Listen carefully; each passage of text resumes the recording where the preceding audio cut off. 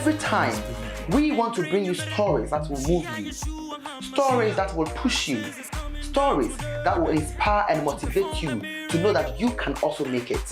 Let's get in touch with great personalities as they share with us their life stories and experiences here on the Upwave Show. On this show, we talk about life, career, and choices that you need to know. Join me in Berima Yao Esiedu on the Upwave Show on this and every Thursday, only on Sozo TV. You can also be part of the conversation or join our studio by sending us a DM on all our social media handles. Remember, the Upwave Show, brought to you by Sozo TV. We inspire and fulfill your destiny. It's a beautiful day, a beautiful week, and we are back again with Upwave on Sozo TV. I'm not going to talk too much. Last week, I told you I was here with Pastor Isaiah Philip Boateng, and then today, this week, we are going to have the second part of our conversation. Thank you very much for staying with us. You are always getting connection with us, and we appreciate you so much. All of you here and outside the country, your love and support is extremely overwhelming. We can't take you for granted. Thank you very much. Those that have subscribed on our YouTube page, those following us on our Instagram and on our Facebook pages, we say a very big thank you to all of you, and then a big thanks to the management and the technical team, and of course to my stylist for always making sure that I'm looking good before you and being on your screen. My name is Berima Yao Esiedu. Let me go for a break, and when we come back, you better come on. So maybe NDA last week, we're going to continue from there. Don't go away.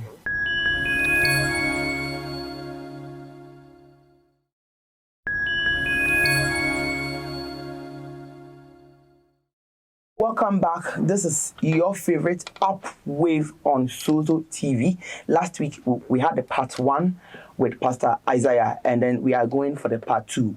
I can part 3, part 4, I need to do Kumawood and I know. So quickly, let's just get rolling. Right. So last week you were telling me about Christian song, gospel song, and what other song again? You made mention of 3. There's songs of God or God's songs. Yes. Okay, so we want to know the difference. Sometimes when you go to church and they can call on some ministers to come, maybe we are having a worship night. Me and friends say worship night, we know some of them, their line of singing, it's not any worship. Some too just let's certain song because of whom actually me. So we want to know what is the difference between the worship song and then God song, gospel song, praises. Can you elaborate on these things? These are genres or things that I thought through over a certain period of time. That there are gospel songs, and gospel refers to the good news about Jesus. So when you go to the Bible, we have the Gospels, the Matthew, the Mark, Luke, John. So those are gospel. So songs that talks about Christ, his salvation, his life on earth, how he healed people, the miracles he does and all that. Those are gospel songs. And then there are also Christian songs. Christians are the followers of Christ. The Bible said that when they saw the people that they behaved like Christ, they were referred to as Christians in Antioch. So there are songs that talks about Christ. So for example, there are songs that talks about people suffering, and things like that. Those are not gospel, but they are Christian. So sometimes people will say such songs Christians shouldn't sing. No, because in Christianity we talk about the suffering, the pain, the good times, the bad times. So there are songs that sometimes are to motivate us in our down moments, and those are Christian songs. And gospel should refer to the good news of Jesus. So those are the differences. And then there are songs too that are godly songs, because there are songs that are inspired by God. They may not necessarily have Christ in it, but it talks about God's nature, God's work. So some of those songs are even sung by secular musicians. But like you raised a certain song during the other conversation, and the musician is a secular musician, but the song is about God. So that is a godly music. Then when we come to worship praise in the session, some people think that it is about the beat. Because in our local setting, when you hear They say praises. Yeah. But praises is not about bunchegu. Okay. It's about the words of the song. So you could have a worship song which goes like the praises tune that we know, the praise beats that we play at church. You may play that praises, but the song will be worship and not a praise song. Because worship songs are songs that lifts the Lord, honors him.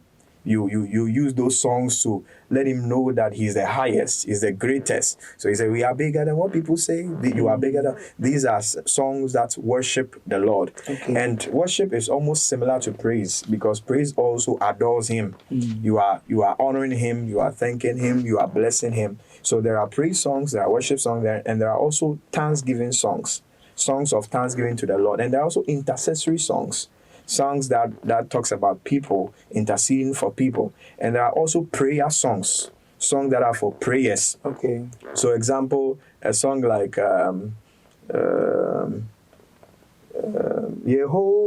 Yehovah, Yehovah Udiye Kase. So this song could be a worship or a praise song, because it's honoring the Lord, it's lifting his name. It's not about the beat. So I can sing Yehovah, Okay. and it's still a worship song. Even though the beat is going faster, it doesn't really matter rhythm, the beat. okay. It matters with the singing, the words. Okay. And also there are songs like that's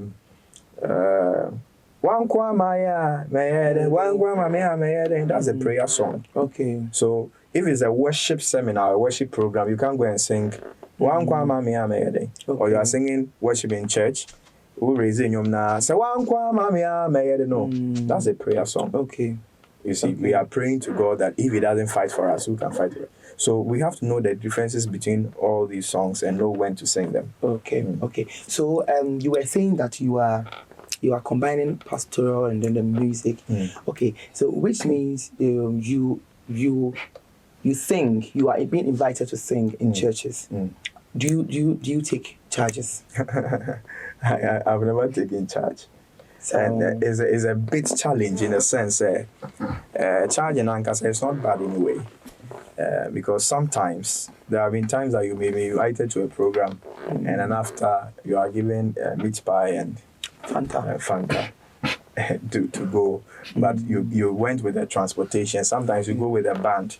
So sometimes, if not for people who just take you for granted, it would have been just normal. You come and they look at you, they realize you came with about 6-7 people. It's good they give you something for transportation, even if not for to bless you for whatever, at least for transportation is good.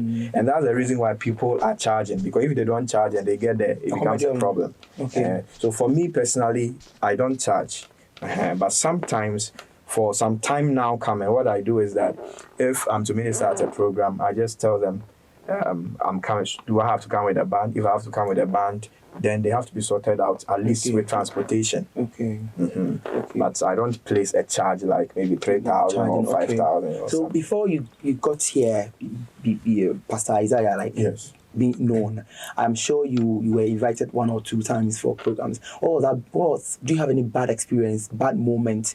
A time came you were invited and you had a bad experience with either the organizer, the church, the software, whoever? Because it happens to most of the singers and instrumentalists. Well, for me, I don't really go to churches. I don't normally go to churches. I've gone to places to sing, but I don't have that as focus. Okay. Because sometimes I realize that you can become popular and become a pauper. There are popular musicians, but they don't have money because they are everywhere. Every program they will go. Every program. Okay. When you make yourself easily one. accessible that way, sometimes you just be neglected. You will not be. So I don't really go to programs like that. But I've gone to some few places, and sometimes the challenge becomes sometimes you get there early. And you feel you have to minister early, but they want to place you last. And sometimes they feel because you can, I don't know, you can move the crowd. Yes, so they want to stay, and then it becomes a challenge for the instrumentalists who you went with, because they also are working with us. Sometimes they have other programs they want to go and play. Okay. But I've not really had bad.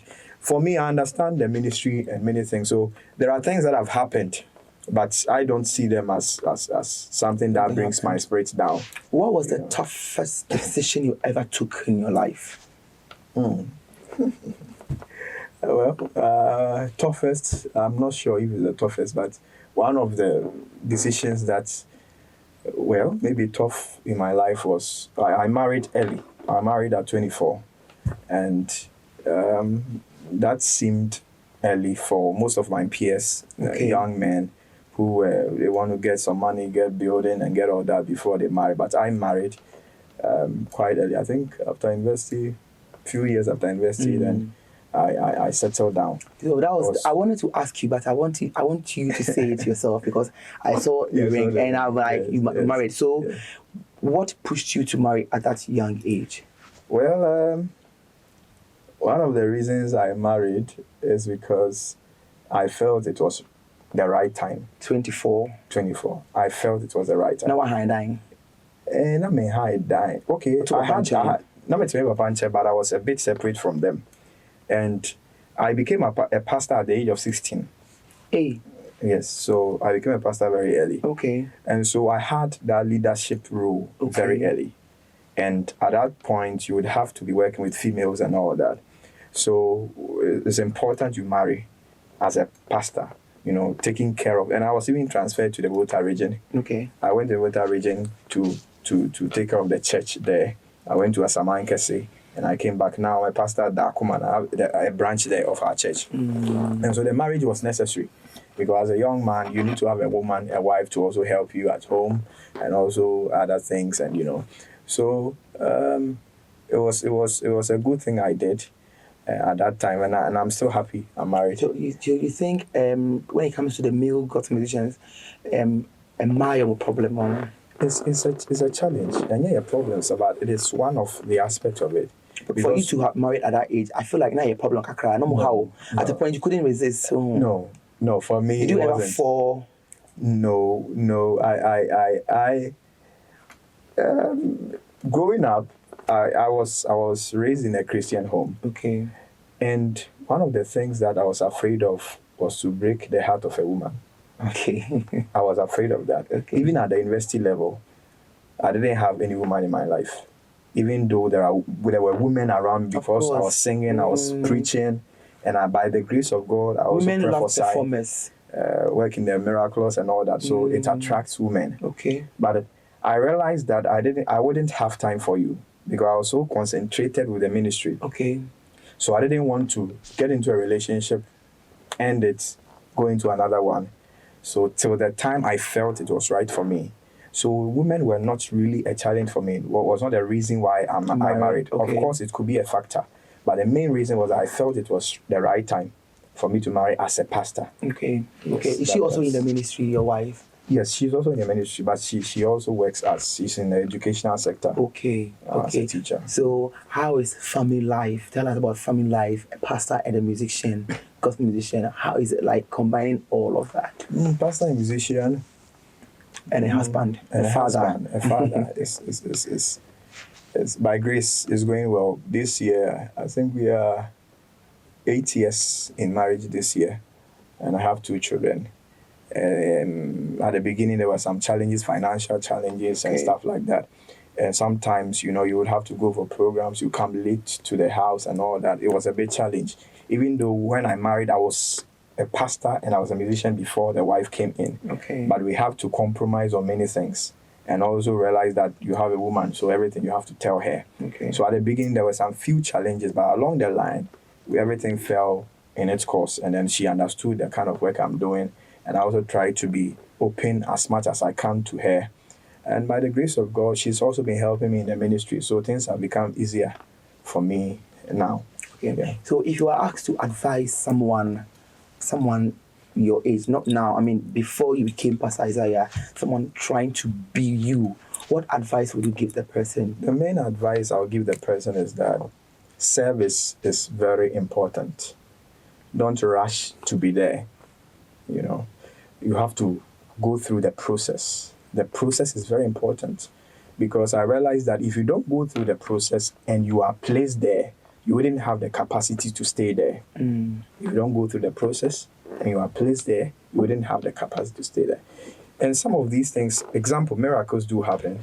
Somebody is not qualified to be a bank a manager. Okay. And per miracle, maybe today you pray to God, a miracle happens, and you are there, and they call you, hey, Monday, we want to put you in, you'll be in charge of this bank. You have not gone to school to learn about being a bank manager, but you've got a miracle. Now, if between the time you got that miracle to the time that you go to work, if you don't learn, you don't build yourself to understand that position you are given by the miracle, by the time you get there on Monday, you'll be sacked. Okay. Sure. So what I would tell young people is that prepare yourself, go through the process, follow somebody, learn from somebody, because you may be anointed, you may have the gift, but you don't have experience. You know, sometimes our fathers, our mothers, sometimes we are anointed than them. Mm-hmm. Some of us musicians, we can sing better than our parents. We see things in spirit even than our parents. We prophesy than our parents. Okay. But there is one thing that we can't have, that is age and experience. So the things they have gone through and where they have gotten to, we have not seen it. So if you don't follow somebody for them to tell you there is a pit here, you must jump. I fell in, but I don't want you to fall in, jump. You will make several mistakes along the line and you may fall off. So as a young person, don't rush. Take time. Follow somebody. Hold their backs. Polish their shoes. Learn from them. And you see, when you're able to do all these things, by the time you get there, you would have gone through the process. And process is the thing that makes you sustainable. Is the thing that sustains you when you get there. So that is the advice I will give to young people. Follow the process, learn from people, and get there. Okay.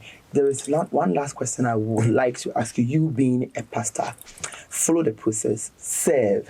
There are a lot of young guys that are serving their pastors, or your mom, papa, or other things like that. And you realize that it gets to a point they feel like, oh, they want to establish themselves. Sometimes not even setting up a church, but they want to move out now or compare a.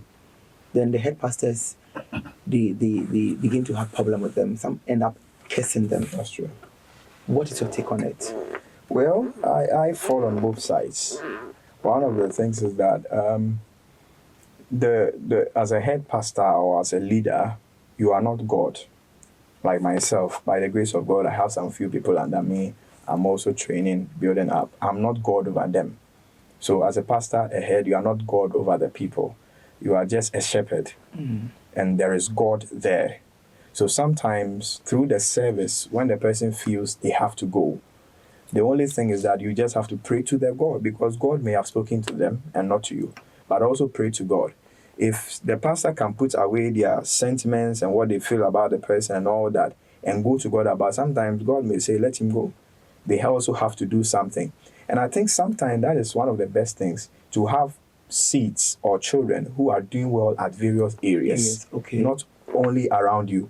But the problem is that sometimes when they leave, there is a hole created, there is a gap, and so the pastors feel bad about it. Or maybe they may have helped you, trained you, sent you to school, and you are leaving, and you are leaving the gap there. So as a young person, when you are even ready to live in such a way, you also have to help bring somebody up.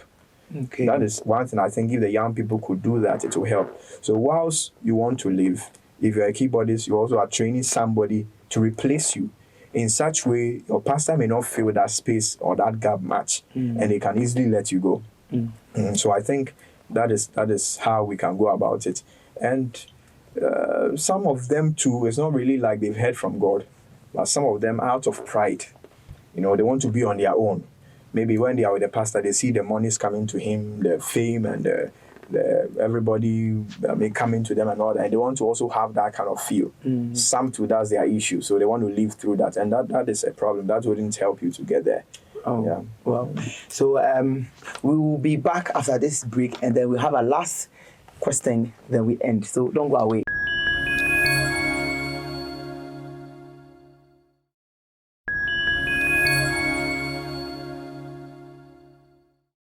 Okay, so you are watching Upwave on Sozo TV. I have with me here in the studio Pastor Isaiah Philip Boateng, and he is a musician as well. He has said so much. We are wrapping up quickly. So, you are a pastor. Do you have your own church? No, I'm under a church, Blessed Hope Ministry International. So, but I'm a branch pastor. A branch pastor at that command. Okay. It's your own as well financial one, sir. Yes. So you have instrumentalists. Yes. You have singers. Yes. So how are you able to manage all of them? Because handling instrumentalists and singers, Edwame kakra, Ntro kakra, Skewiri kakra, Ebufu kakra. How do you manage all of them? How do you manage all of them? By the grace of God, around 2009, I wrote a book, my first book, which was God's True Music.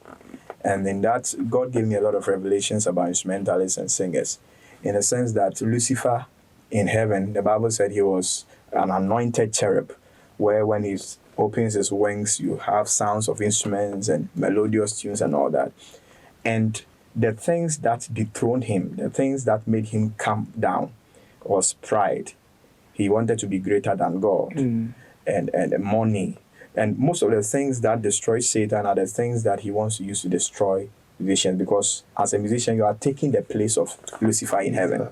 So pride, Jamai, and Sanum, and all of them, man love for money and all that, I know there are issues. So for me, also being a musician over the years till now, I've learned how to work with them, because we are humans. Sometimes you may fall. And so when the person falls, you help the person, you raise the person back. And also, one thing that helps a lot is the word of God. So they must be built with the word of God. So with my people, I always advise them.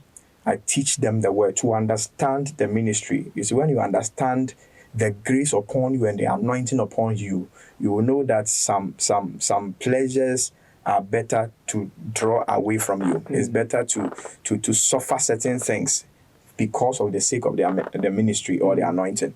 So I teach them. I also have a group which is Kara Ambush Project. Kara Praise is a big group, musicians, singers, instrumentalists, and all that. We also have these talks, and then I also, as much as I can, I also teach them to understand the ministry and what we are called to do. And because they know their purpose, as much as possible, we try to walk in the line of God, even though sometimes one or two things may happen. By the grace of God, everything is on course. Wow, I would love to join that Kara group. Yes. So I'll come. Okay. I can hope I will. I know you sing. I've been watching you. Oh, okay. I've seen you. I've seen some of your songs. Oh, wow. Thank you. Thank you. So I sing. I'm copying. I'm learning as well. All right. So thank you very much for coming. Welcome. And then we appreciate your time. Thank you. You and your Yes, this is a great pianist in Kara Praise and also with Mount Zion Assemblies of God. Okay, we'll have a time to have an interview with him. So please, I am an Embra. So we have those video. Yes. All right. So it's been a wonderful discussion and interview. This has been a good conversation I had with Pastor Isaiah Philip Boateng, and we hope you enjoyed it as well last week and then this week. Please keep on subscribing to all our social media platforms. And last week he gave out his social media handles. Today too, we are going to put them on the screen for you wherever you are. You can follow him, you can download his songs, and you will be a blessing. A big thanks goes to my management team, and of course the technical team and my stylist for putting me together. For me to look like also for today. I want to say a big thank you to him. So until we meet again next week, have a blessed day and keep watching Sozo TV. Bye.